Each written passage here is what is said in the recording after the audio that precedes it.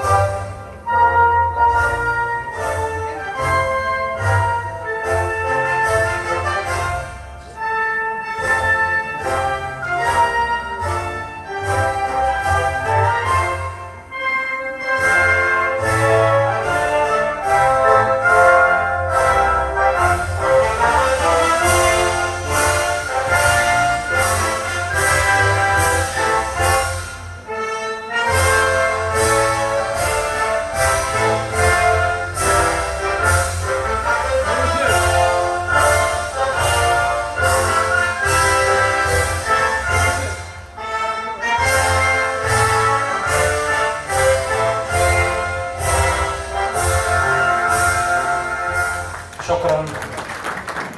وخير ما نبدأ به آيات من ذكر الحكيم والزميل المهندس سليمان إبراهيم فليتفضل.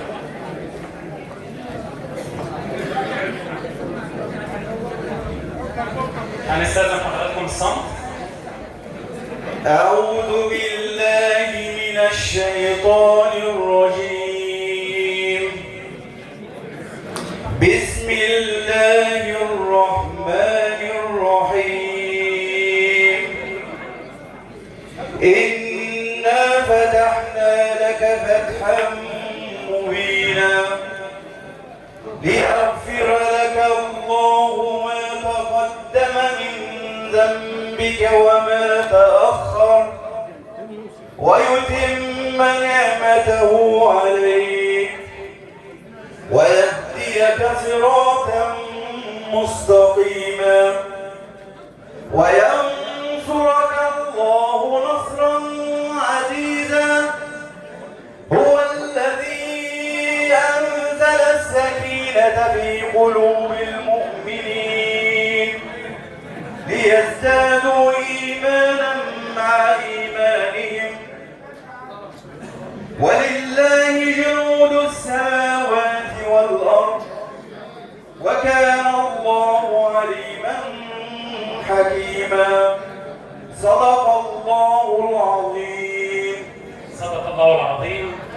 بداية طبعا باسم معالي الوزير الأستاذ الدكتور سيد خليفة بنرحب بحضراتكم وبنرحب بالمنصة الكريمة الباشمهندس رجب إبراهيم نائب نقيب العام، الباشمهندس الدكتور عبد الله إسماعيل أمين عام النقابة، الأستاذ عبد الرؤوف الجمل أمين صندوق النقابة، معالي الأستاذ عصام فايز المراقب العام الجهاز المركزي للمحاسبات، معالي الأستاذ وكيل أول الوزارة باسم جوزيف ممثلا على الجهاز المركزي للمحاسبات، معالي المستشار عبد الرحيم علي مستشار النقابة العامة للمهن الزراعية، معالي الأستاذ محمود ناجي مدير الحسابات بالنقابة والسادة المراقبين. والآن مع الكلمة لمعالي الأستاذ الدكتور سيد خليفة فليتفضل. شكرا جزيلا. بس في الأول إجرائيا لازم نقول نسبة الحضور والعدد قد إيه. إجمالي عدد الجمعية العمومية المنتخبة لنقابة المهن الزراعية 346 عضو. إجمالي عدد الحضور حضراتكم 290 عضو. نسبة الحضور 84%. وعشان كده هنبدأ إجراءات الجمعية العمومية لأن نسبة الحضور تجاوزت 50% زائد 1. واسمحوا لي في البداية إن أنا يعني أشكركم جميعا زملائي الأعزاء اللي جايين من كل محافظات مصر اللي جايين من يعني ناس مسافره من بالليل من حضراتكم، شيء مقدر جدا، وحتى كل زمايلنا اللي حضروا، وده بنشكركم على الحضور لان ده يومكم النهارده يوم عيد الزراعيين والجمعيه العموميه المنتخبه، وبالتالي كل الشكر لحضراتكم على الحضور وتحملكم المشقه السفر، واحنا الفتره دي فتره برد، كلكم مشكورون وكلكم على دماغنا وشكرا لحضوركم الكريم. اسمحوا لي ان انا ارحب بزملائنا على المنصه.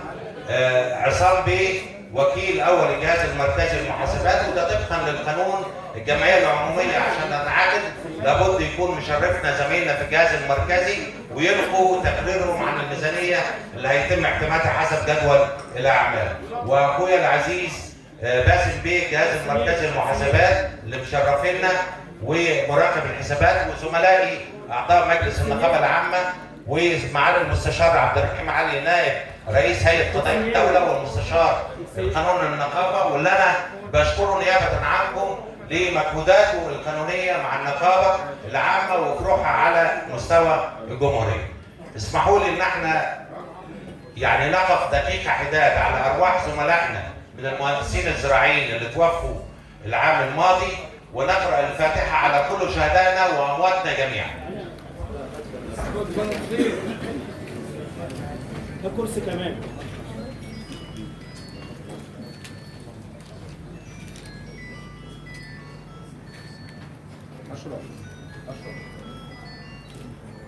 اتفضل.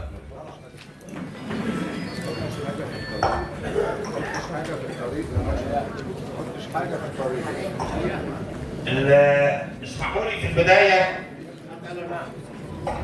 جدول الاعمال موجود امام حضراتكم. يمكن احنا للسنه الثانيه حريصين ان احنا حتى كل الميزانيات وجدول الاعمال بنحطه في المجله السنويه اللي بتصدر عشان يتاح لكل الزراعيين بمنتهى الشفافيه يعرفوا ما تم واللي تم والميزانيه.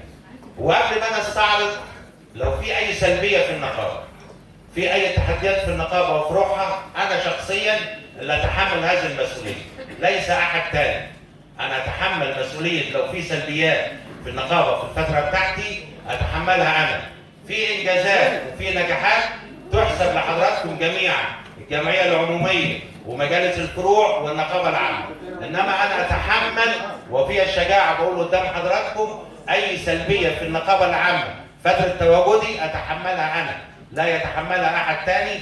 انما النجاحات والانجازات التي تحققت تحسب لحضراتكم جميعا اعضاء الجمعيه العموميه ومجالس الفروع وزملائي اعضاء النقابه العامه.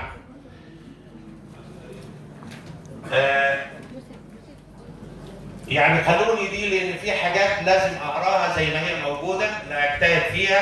التقرير السنوي لمجلس اداره النقابه المهن الزراعيه لعام 2023 الى زملائي المحترمين والزميلات المحترمات اعضاء الجمعيه العموميه للنقابه وجميع المهندسين الزراعيين والمهندسات الزراعيات في ربوع مصرنا الحبيبه جنود الامن الغذائي القومي، كل عام وانتم بخير.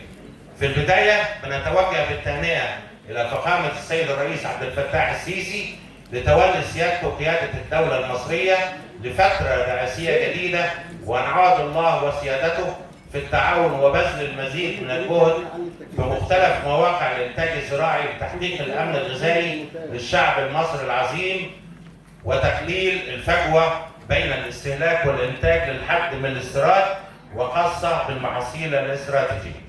لا سيما وان الدوله تولي القطاع الزراعي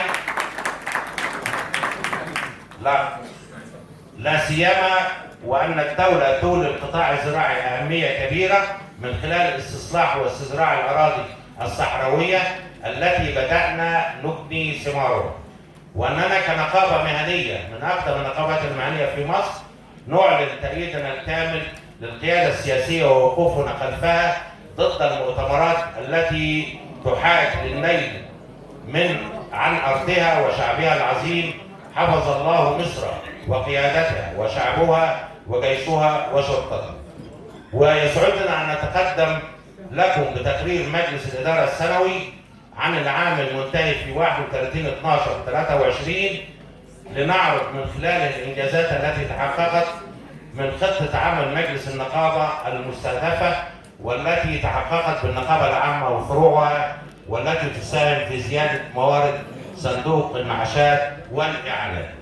اتفضل يا محمد نبدأ العرض.